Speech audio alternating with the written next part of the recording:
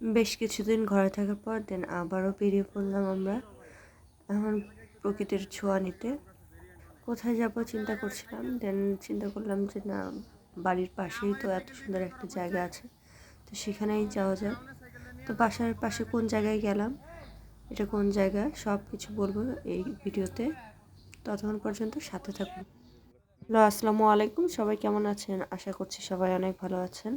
আমরা চলে গিয়েছিলাম ড্যাফোডিলের মেইন ক্যাম্পাসে। তো এই জায়গাটাতে এসে খুবই ভালো লেগেছে, অনেক খোলামেলা একটা পরিবেশ ছিল। আর যেহেতু এখন শীতের সিজন, সব কিছু মিলিয়ে খুবই ভালো একটা দিন কেটেছে। ড্যাফোডিলের ক্যাম্পাসে যাওয়ার পথে এখানে আমরা একটা ফাঁকা প্লেসে দাঁড়িয়ে পড়ি।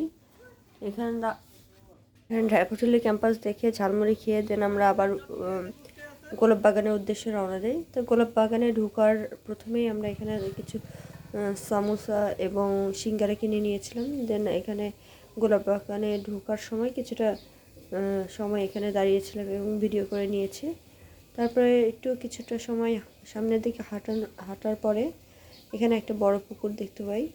পুকুরের সামনেও কিছুক্ষণ সময় দাঁড়িয়ে থাকি এবং সৌন্দর্য উপভোগ করি।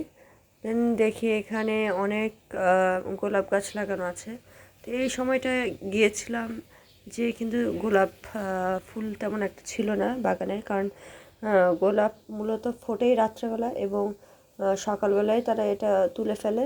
যার কারণে তারা বললো যে গোলাপ ফুল যদি আমরা দেখতে চাই দেন সকাল সকাল যেতে হবে।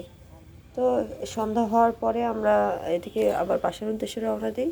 তো রাস্তার পাশে এরকম ভাপা পিঠা এবং চিতই পিঠা গরম গরম রান্না করছিল। তো এটা দেখে আমরা থেমে যাই এবং এখানে ভাপা পিঠা এবং চিতই পিঠা খেয়ে নিই।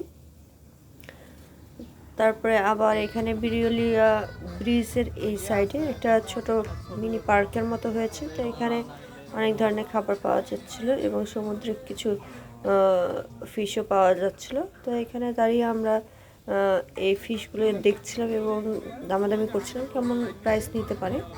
সব কিছু দেখে আমাদের কাছে মনে হলো যে প্রাইসটা একটু বেশি, তাই আমরা এখান থেকে চলে গেলাম। তো আজকের ভিডিওটা কেমন লেগেছে অবশ্যই কমেন্টস করে জানিয়ে দেবেন। আর নেক্সট ভিডিওর জন্য ধন্যবাদ সবাইকে।